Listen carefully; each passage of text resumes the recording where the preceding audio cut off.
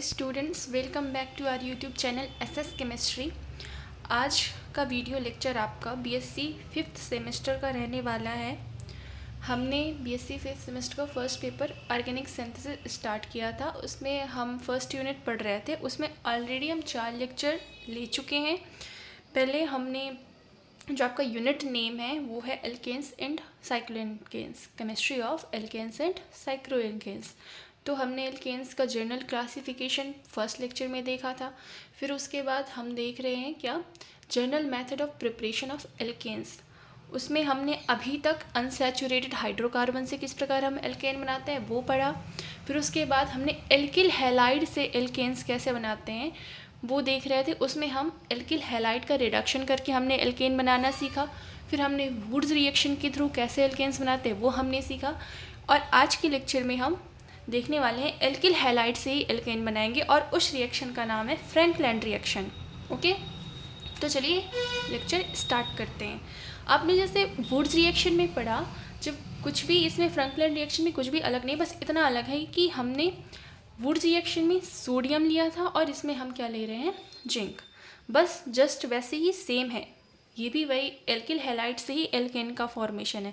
अगर आपसे पूछे आप कौन कौन सी ऐसी रिएक्शंस हैं जिसका यूज करके आप एल्किल हैलाइड्स के थ्रू जो है एल्केन बना सकते हैं, तो हमारे पास रिडक्शन के थ्रू आप एल्केन बना सकते हो, एंड वुड्स रिएक्शन का यूज़ करके आप एल्केन बना सकते हो एल्किल हैलाइड से, एंड फ्रैंकलैंड रिएक्शन से आप बना सकते हो एल्केन एल्किल हैलाइड से, और कोरे हाउस सिंथेसिस से भी आप एल्किल हैलाइड से ही एल्केन बनाते हो। तो चलिए स्टार्ट करते हैं। क्या है आपकी फ्रैंकलैंड रिएक्शन? जब एल्किल हैलाइड की अभिक्रिया हम जिंक एंड ड्राई ईथर की प्रेजेंस में कराते हैं तो हमें क्या प्राप्त होती है, एल्केन। हमने यहाँ पर क्या लिया, 2 molecule of alkyl halide and 2 molecule of zinc. Dry ether की प्रेजेंस में जब हमने रिएक्शन कराई तो हमें एल्केन प्राप्त हुई और ZnX2 जो है आपका वो रिलीज़ हो गया। ओके, वही हमने यहाँ पर देखा है। तो मैं आपको ये चीज़ ब्लैंक पेपर में समझाती हूँ। क्या है फ्रैंकलैंड रिएक्शन? हमारे पास है एल्किल हैलाइड कोई, ठीक है, उसकी रिएक्शन हमने कराई जिंक से, किसकी प्रेजेंस में, ड्राई ईथर के प्रेजेंस में। ओके, तो हमें क्या मिला, एल्केन मिली, और आपका ZnX2 एक प्रोडक्ट बन गया। अब हमें ये बैलेंस करने के लिए हम यहाँ बैलेंस आप लोग कर लीजिएगा, ठीक है। और इसको एक एग्जांपल के थ्रू, एक एग्जांपल लेके बता देते हैं। मेथिल क्लोराइड प्लस जिंक, तो यहाँ पर आपका बन जाएगा एथेन। इसके आगे 2 लगा दीजिए एंड इसके आगे 2 लगा दीजिए, और यहाँ पर आपका बन जाएगा जिंक क्लोराइड। ओके, नहीं, इसके आगे आपको 2 लगाने की ज़रूरत नहीं है, जिंक का तो यहाँ पर एक ही है, तो आप इसके आगे सिर्फ 2 लगा दीजिए, ठीक है। ये हो गई आपकी फ्रैंकलैंड रिएक्शन के थ्रू एल्केन का फॉर्मेशन। अब हम देखेंगे कोरे हाउस सिंथेसिस से एल्केन का फॉर्मेशन, और साथ के साथ आपको प्रॉपर नोट्स भी मिल रहे हैं। तो अगर आपको नोट्स, एक तो आप कोशिश करिए कि आप नोट्स खुद से बनाएं, बट अगर आप नहीं बना रहे हो तो स्क्रीनशॉट लेके ज़रूर रखिए, ठीक है, एक PDF के फॉर्म में, ताकि आप एग्ज़ाम के टाइम पे आपको यहाँ वहाँ भटकना ना पड़े। स्क्रीनशॉट के फॉर्म में मत रखिए इसको फ़ोन में, आप स्क्रीनशॉट लीजिए, फिर इस स्क्रीनशॉट को PDF के फॉर्म में स्टोर करिए अपने फ़ोन में, जिससे आपको यहाँ वहाँ ज़्यादा ढूंढना ना पड़े। जब आप पढ़ो ना एग्ज़ाम के लिए तो आपको चीज़ें एक जगह पर ही मिल जाएँ। तो हम देखने वाले कोरे हाउस सिंथेसिस। ये सारी नेम रिएक्शन, अभी हम नेम रिएक्शन बहुत ही इंपॉर्टेंट होती है। ये आपसे, अगर आपकी यूनिवर्सिटी में 5 या 7 नंबर का, किसी किसी यूनिवर्सिटी में 10-10 नंबर के भी लॉन्ग आंसर आते हैं। लॉन्ग आंसर में पॉइंट वाइज जैसे होता है ना कि कई सारी नेम रिएक्शन दे ली कि ये रिएक्शन बताइए, तो इस तरह से भी पूछा जा सकता है। वुड्स रिएक्शन, फ्रैंकलैंड रिएक्शन, कोरे हाउस सिंथेसिस रिएक्शन। और ना सिर्फ आप यूनिवर्सिटी के एग्ज़ाम पर्पज़ से पढ़िए, मैं आपको छोटे छोटे सारे पॉइंट बताने की कोशिश कर रही हूँ जो आपके कहीं ना कहीं कॉम्पिटिटिव एग्ज़ाम में भी हेल्प करेंगे। क्योंकि सिर्फ आप BSc कर रहे हो, MSc कर रहे हो, कुछ भी कर रहे हो, कंपटीशन में तो जाना ही पड़ेगा। अगर कुछ करना है जीवन में बेटा, तो कंपटीशन तो आपको टच करना ही होगा। ठीक है, तो चलिए देखते हैं कोर हाउस सिंथेसिस, टाइम ना वेस्ट करते हुए। जब हम एल्किल हैलाइड की रिएक्शन कराते हैं ना गिलमान रिएजेंट से, गिलमान रिएजेंट क्या होता है, लिथियम डाई एल्काइल क्यूप्रेट, ये होता है आपका गिलमान रिएजेंट। इसकी रिएक्शन जब हम एल्किल हैलाइड से कराते हैं तो हमें क्या मिलता है, एल्केन मिलता है। ठीक है, तो इसकी रिएक्शन चलिए हम देखते हैं क्या है आपकी कोर हाउस सिंथेसिस रिएक्शन। हमारे पास हमें क्या बनाना है, एल्किल हैलाइड से हमें क्या बनाना है, एल्केन बनाना है। ठीक है, और हमने कौन सी रिएक्शन हम पढ़ रहे हैं, कोर हाउस सिंथेसिस। इसमें हम एल्किल हैलाइड से कैसे बना रहे हैं एल्केन, हम गिलमान रिएजेंट की यूज़ करके हम क्या बना रहे हैं, एल्केन। गिलमान रिएजेंट आपका क्या होता है, R2CuLi, लिथियम डाई एल्काइल क्यूप्रेट। क्या नाम है इसका, लिथियम डाई एल्काइल क्यूप्रेट, जिसे हम क्या कहते हैं, गिलमान रिएजेंट। इससे आपका क्या बन गया, एल्केन। ओके, और साथ में आपका RCu प्लस LiX। और एक बात और, ये जो आपका ये RCuLi है गिलमान रिएजेंट जिसे आप कह रहे हो, इससे हम ऑर्गेनोमेटेलिक रिएजेंट के नाम से भी जानते हैं। जैसे आप ग्रिग्नार्ड रिएजेंट भी जानते हो, एक ये हो गया आपका गिलमान रिएजेंट, ग्रिग्नार्ड रिएजेंट, जिसमें भी आपको कार्बन जो है मेटल से डायरेक्ट बॉन्ड बनाता हुआ दिखे तो वो आपके ऑर्गेनोमेटेलिक कंपाउंड्स होते हैं। और ये एक रिएजेंट है, इसलिए ये क्या है, ऑर्गेनोमेटेलिक रिएजेंट। क्या है, ऑर्गेनोमेटेलिक रिएजेंट, ओके। कैसे हमने इसे ऑर्गेनोमेटेलिक रिएजेंट को डिफाइन किया, जिसमें आपका कार्बन किसी मेटल से डायरेक्ट बॉन्ड बना रहा होता है, वो है आपका ऑर्गेनोमेटेलिक। कोई भी अगर कंपाउंड है उसे हम कंपाउंड बोल सकते हैं, क्योंकि ये रिएजेंट है इसलिए हम इसको ऑर्गेनोमेटेलिक रिएजेंट बोल रहे हैं। और एक तरीके से आपको ये रिएक्शन और मिल सकती है कि ये जैसे आपका एल्किल हैलाइड है और आपको फर्स्ट दे दें यहाँ पर, पहले आप रिएक्शन कराओ Li से, ओके, एंड देन आप रिएक्शन कराओ इसकी CuX से, एंड देन उसकी रिएक्शन कराओ आप किससे, एक डिफरेंट एल्किल हैलाइड से, तो आपको यहाँ पर एल्केन मिलेगा।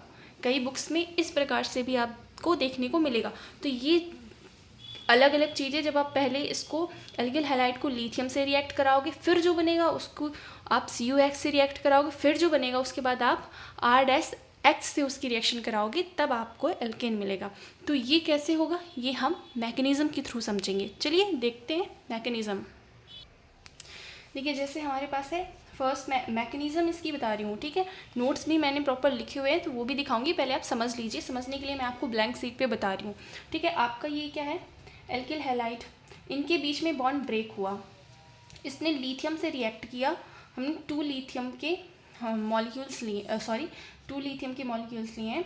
जब इनके बीच में बॉन्ड क्लीवेज हुआ तो ये होमोलिटिकली हुआ, यानी कि ये दोनों रेडिकल्स बने, R radical and X radical, ठीक है। तो ये जो आपके 2 लिथियम है, एक लिथियम ने इसको इलेक्ट्रॉन दे दिया और एक लिथियम ने इसको इलेक्ट्रॉन दे के इसके साथ बॉन्ड बना लिया, तो ये क्या बन गया, R-Li प्लस LiX। इसमें R जो है, R के ऊपर माइनस साइन आएगा, इसके ऊपर प्लस, ये लिथियम प्लस और X ये जो है ये माइनस होगा, क्योंकि आपको पता है ना ये एक एलिमेंट है तो उसके ऊपर पॉजिटिव चार्ज आएगा, फर्स्ट ग्रुप एलिमेंट। और आपका सेकेंड स्टेप में क्या होगा, मैकेनिज़्म का सेकेंड स्टेप देखिए, हमारे पास क्या बन गया, R-Li बन गया, हमने उसके 2 मॉलिक्यूल ले लिए R-Li के, ठीक है।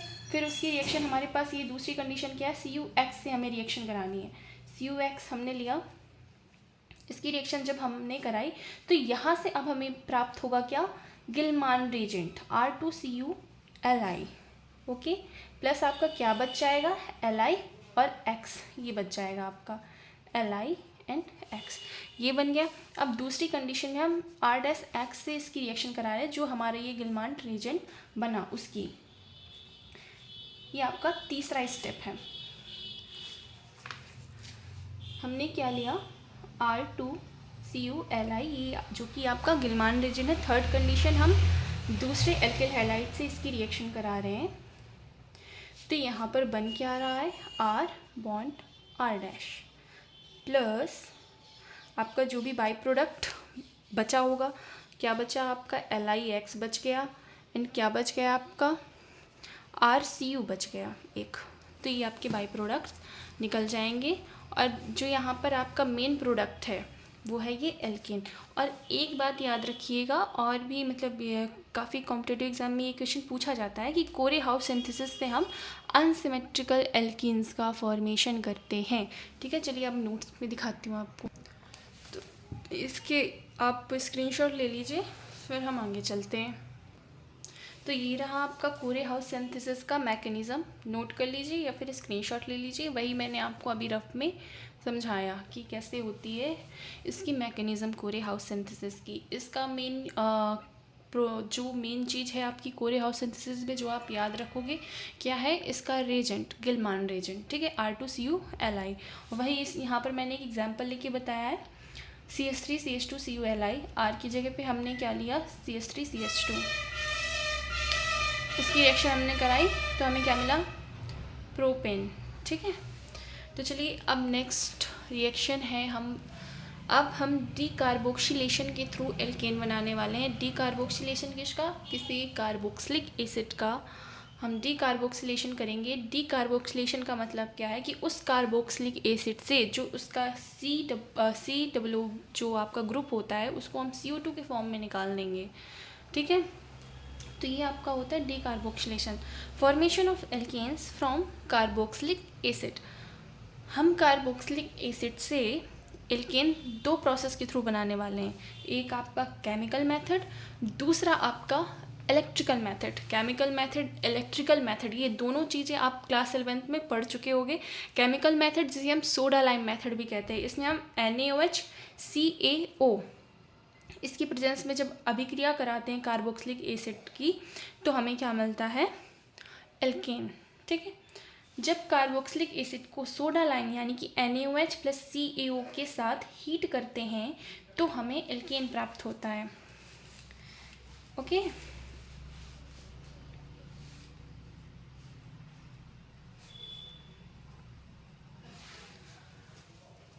ये आपका कार्बोक्सिलिक एसिड है RCOOH।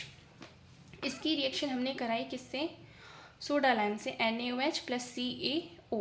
तो यहाँ से हमें कार्बोक्सिलिक एसिड का सॉल्ट प्राप्त होगा। फिर इस सॉल्ट का जब हम फिर से सोडा लाइम से रिएक्शन कराएंगे यहाँ, ओके, तो यहाँ पर हमें क्या मिलेगा, एल्केन, और जो आपका Na2CO3 है वो निकल जाएगा।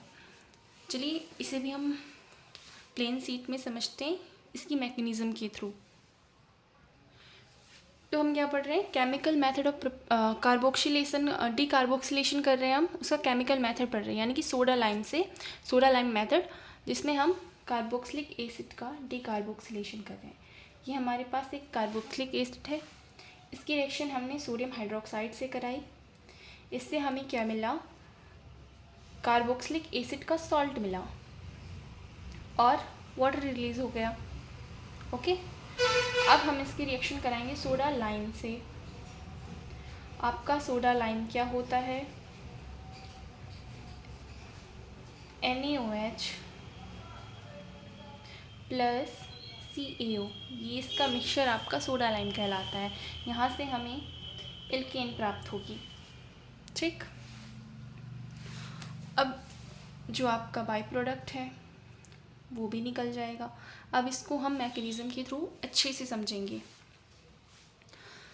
फर्स्ट क्या मैकेनिज़्म में क्या है, फर्स्ट स्टेप क्या है मैकेनिज़्म का, ये जो आपका कार्बोक्सिलिक एसिड है इसको मैं थोड़ा सा ओपन करके लिखूँगी जिससे आपको और बेहतर तरीके से समझ में आए। ये किससे रिएक्शन कर रहा है, सोडियम हाइड्रोक्साइड से। तो इसमें क्या हो रहा है, आपका H2O रिलीज़ हो रहा है और कार्बोक्सिलिक एसिड का जो है सॉल्ट आपको मिल रहा है, सोडियम इथॉक्साइड जिसे हम कह सकते हैं।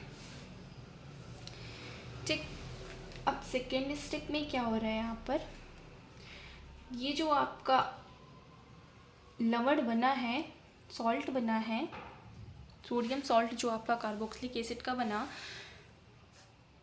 ये इसको हम हाइड्रोलाइज कराएंगे बेसिक मीडियम पे। मीडियम कैसा होना चाहिए? बेसिक। अब बेसिक मैं क्यों कह रही हूँ कि अगर आपका मीडियम बेसिक नहीं होगा, तो अगर मीडियम बेसिक नहीं होगा तो डेफिनेटली एसिड होगा, एसिडिक होगा। अगर ये एसिडिक हुआ तो फिर से यहाँ पर हाइड्रोजन आकर बाइंड हो जाएगा और फिर से आपको कार्बोक्सिलिक एसिड मिल जाएगा, फिर रिएक्शन होगी ही नहीं। तो हमें तो क्या चाहिए? हमें एल्केन बनाना है। इससे हमें चाहिए कि ये रिएक्शन आगे प्रोसीड हो। इसलिए मीडियम कैसा होगा? बेसिक, जिससे ये फिर से हाइड्रोजन से अभिक्रिया करके कार्बोक्सिलिक एसिड ना बना ले। तो यहाँ से हमें मिलता है, ये इनके बीच का बॉन्ड टूट जाता है और ये आयंस में टूट जाते हैं दोनों, RCOO- एंड सोडियम प्लस में टूट जाते हैं। अब ये जो आपका एनायन बना, जब एनायन बनता है ना, तो वो आपका रेट डिटरमाइनिंग प्रोसेस होता है। एनायन क्या, कोई भी अगर आपके आयंस बन रहे हैं, कैटायन बन रहा है, एनायन बन रहा है, तो वो रेट डिटरमाइनिंग स्टेप होता है। रेट डिटरमाइनिंग स्टेप वो क्यों होता है? क्योंकि टूटने के लिए क्या चाहिए? वो एक टाइम टेकिंग प्रोसेस है। और जब हमें कोई चीज़ ऑब्जर्व करनी होती है ना, हमें चाहिए कि वो थोड़ा धीरे धीरे स्लोली हो, थोड़ा टाइम के साथ हो, ताकि हम चीज़ों को ऑब्जर्व कर सकें। तो यहाँ पर आपके आयंस बन रहे हैं, तो ये जो प्रोसेस है थोड़ा टाइम टेकिंग होगी, जिससे हम इसका रेट डिटरमाइन आराम से कर पाएंगे। तो ये जो आपके आयंस बने, सॉरी ये आपका नहीं होगा, ये तो यहाँ पर कार्बोक्सिलिक एसिड का जो सॉल्ट है वो टूटा है। जब यहाँ पर आर यानी कि आपका कार्बो एनायन बनेगा, तब रेट डिटरमाइनिंग स्टेप होगा। थर्ड स्टेप है हमारे पास, ये जो आपका, अब यहाँ से आपका जनरेट होगा कार्ब एनायन, इसके बीच का ये बॉन्ड ब्रेक होगा और यहाँ से आपको R- मिलेगा, ये बन गया आपका कार्बन आयन। तो ये आपका रेट डिटरमाइनिंग स्टेप होता है, ठीक। और यहाँ पर आपका CO2 रिलीज़ हो जाएगा। अब जो ये आपका R- यानी कार्बन आयन बना, वो हाइड्रोजन के साथ अभिक्रिया करके RH बनाता है, यानी कि एल्केन बनाता है। और आपका जो OH है वो रिलीज़ हो जाता है। वो इस सोडियम के साथ, जो आपका यहाँ पर RCOO- टूटा ना, यहाँ पर Na+ है, ये OH- इस Na+ के साथ अभिक्रिया करके NaOH बना लेता है, ठीक। तो इस प्रकार से आपकी ये सोडा लाइम की अभिक्रिया होती है। अब नेक्स्ट हमें देखना है कोल-बेस इलेक्ट्रोलिसिस, यानी कि कार्बोक्सिलिक एसिड से हम इलेक्ट्रिकल मेथड द्वारा किस प्रकार हम एल्केन बनाते हैं, वो प्रोसेस हम देखेंगे। तो पहले आप इसका स्क्रीनशॉट ले लीजिए। आई होप आपने स्क्रीनशॉट ले लिया। अब हम आगे बढ़ते हैं कोल-बेस इलेक्ट्रोलिसिस अभिक्रिया की तरफ, ठीक है। क्या है कोल-बेस इलेक्ट्रोलिसिस? इस अभिक्रिया में हम क्या करते हैं, जो आपका कार्बोक्सिलिक एसिड का सॉल्ट होता है, जब हम इसको हाइड्रोलाइज करते हैं ना, तो हमें एल्केन मिलती है, ठीक। और सबसे ज़रूरी बात आप सब जानते हो, जब इलेक्ट्रोलिसिस होता है तो उसमें जाहिर सी बात है एनोड कैथोड दो इलेक्ट्रोड्स होंगे। एक होगा एनोड, जिसमें हम पॉजिटिव चार्ज लाइक ऐसे डिनोट करते हैं कि वो पॉजिटिव चार्ज है, और कैथोड जिसमें नेगेटिव चार्ज होता है। दो इलेक्ट्रोड्स होते हैं, उनको हम आपस में जोड़ते हैं। इस प्रकार से हम जो है इलेक्ट्रोलिसिस कराते हैं। आप सबको पता है, क्लास 12 में आप सबने पढ़ा होगा। तो यहाँ पर पॉइंट्स भी मैंने कुछ ऐड किए हुए हैं, वो पहले आप रिएक्शन देखिए, फिर उसके बाद समझाऊंगी। देखिए कोल्ब इलेक्ट्रोलिसिस अभिक्रिया में क्या होता है। ये हमारे पास कोई कंटेनर है, ओके। यहाँ पर हमारे पास दो इलेक्ट्रोड्स हैं, एक है हमारे पास एनोड और एक है हमारे पास कैथोड। एनोड पर पॉजिटिव चार्ज होता है, कैसा चार्ज होता है? पॉजिटिव। एनोड पर ये आपका है एनोड, और कैथोड पर होता है नेगेटिव चार्ज, ठीक है। और इनको हम किसी तार के थ्रू जोड़ देते हैं, और इसमें इलेक्ट्रोलाइट भरा होता है। जो हमने इलेक्ट्रोलाइट, इसमें क्या है? कार्बोक्सिलिक एसिड का सॉल्ट, ओके, ये है इसमें। और साथ ही आपका H+O-H, ये भी आयंस के फॉर्म में है। तो देखिए रिएक्शन कैसे होती है। यहाँ पर 2 molecule of carboxylic acid salt लेंगे हम, सोडियम इथॉक्साइड। इसका हम क्या करा रहे हैं, हाइड्रोलिसिस कराएंगे हम, इलेक्ट्रोलिसिस करा रहे हैं हम। हमें यहाँ पर क्या मिल रहा है, एल्केन, और आपका H2 रिलीज़ हो रहा है प्लस CO2 रिलीज़ हो रहा है प्लस NaOH रिलीज़ हो रहा है। इसको हम देखेंगे मैकेनिज़्म के थ्रू। जो इसको मैं थोड़ा और बड़ा बनाती हूँ। जैसे ये आपका कंटेनर है, ये हो गया आपका एनोड और ये हो गया आपका cathode. Cathode negative, anode positive. इसमें है आपके CW माइनस आयन और Na plus, H plus, OH minus ion. तो अगर इसमें पॉजिटिव चार्ज है तो इसकी तरफ नेगेटिव आयन जाएंगे, और अगर इसके पास नेगेटिव चार्ज है तो इसकी तरफ पॉजिटिव आयन जाएंगे। इनको हमने जोड़ रखा है, ठीक है। तो यहाँ पर आप सबको पता है एनोड पर ऑक्सीडेशन होती है। एनोड पर क्या होता है, ऑक्सीडेशन। क्या होता है एनोड पर, ऑक्सीडेशन। ऑक्सीडेशन का मतलब होता है लॉस ऑफ इलेक्ट्रॉन, यानी कि इलेक्ट्रॉन का लूज होना, इलेक्ट्रॉन की कमी होना, ऑक्सीडेशन। और कैथोड पर आपका क्या होता है, रिडक्शन। कैथोड पर कौन सी प्रोसेस होती है, रिडक्शन। रिडक्शन का मतलब होता है गेन ऑफ इलेक्ट्रॉन, यानी कि इलेक्ट्रॉन प्राप्त कर रहे हैं, इलेक्ट्रॉन इसमें बढ़ रहे हैं, इलेक्ट्रॉन को गेन कर रहे हैं। अब हम पहले इसकी मैकेनिज़्म को देखेंगे तो आपको चीज़ें अच्छे समझ में आएंगी। फर्स्ट स्टेप है मैकेनिज़्म में कि ये जो आपका सोडियम इथॉक्साइड है, पहले हम इसको ब्रेक करें। हमने 2 मॉलिक्यूल ऑफ सोडियम इथॉक्साइड लिया है। इसको मैं थोड़ा ओपन करके लिखेंगे हम इसे, ONA। ये ब्रेक हुआ किसमें, RCW minus plus Na plus में। 2 मॉलिक्यूल्स हैं इसके।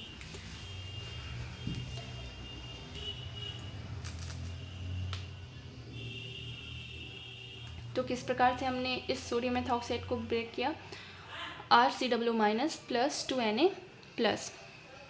फिर इसके बाद जो आपके पास H2O भी है, ये भी ब्रेक होगा अपने आयंस में, OH माइनस में एंड H प्लस में। अब कौन सी अभिक्रिया तो आपकी एनोड पर होगी और कौन सी अभिक्रिया कैथोड पर होगी। अब हम ये देखेंगे कौन सी जो मैकेनिज़्म है वो एनोड पर होने वाली है। फर्स्ट हम देखेंगे एनोड पर। एनोड पर क्या होगा, ऑक्सीडेशन, ठीक है। और किसका, जो आपका ये एनायन बना, RCW माइनस जो आपका बना,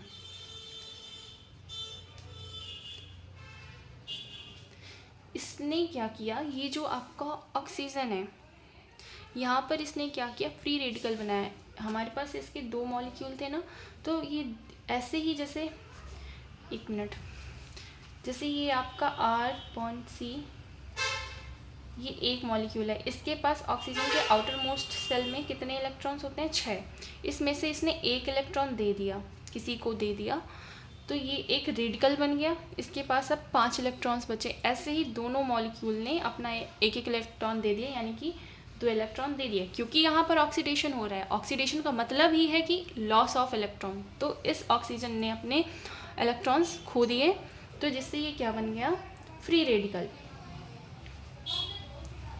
इस चीज़ को मैंने समझाया है, इसे मत नोट कर लीजिएगा। नोट तो अभी मत करिएगा, उसको मैं आपको फेयर कॉपी जो है आपके नोट्स जिसमें मैंने बनाया उसका आप स्क्रीनशॉट लेके नोट कर सकते हैं, ठीक है। ये तो बस मैं आपको रफली समझा रही हूँ चीज़ें।